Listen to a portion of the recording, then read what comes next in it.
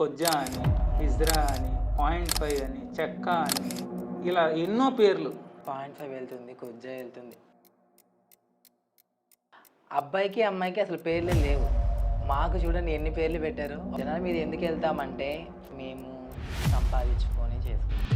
మా కమ్యూనిటీ ఏదైతే మమ్మల్ని చూసుకుంటారో మేము ఖచ్చితంగా వాళ్ళకి ఇవ్వాలి ఇంత అని. 8-10 lakhs మొత్తం. ఏం జనాలు ఏమన్నా లక్షలు లక్షలు ఇచ్చేస్తారా? వేలో వెళ్తున్నాం కాబట్టి అక్కడ ఇది, ఇక్కడ ఇది అని ఒక పర్టికులర్ వేస్ అనేది మేము ఎంచుకున్నాం కాబట్టి మేము ఇప్పటికీ ఇంత మంచిగా ఉన్నాం. నైట్ చూస్తే సిల్క్ స్మితాలు, పగలు చూస్తే దెయ్యాలమా? అతి దారుణంగా, అతి కిరాతకంగా 20కి పైగా కత్తిపోట్లుండే ఆవిడ బాడీని నడి రోడ్డు మీద పడేసి వెళ్ళిపోయారు. ఒకరు బాగుంటే ఇంకొకరు చూసి దాన్ని ఓర్చుకోలేక జరిగినటువంటి సంఘటన ఇది.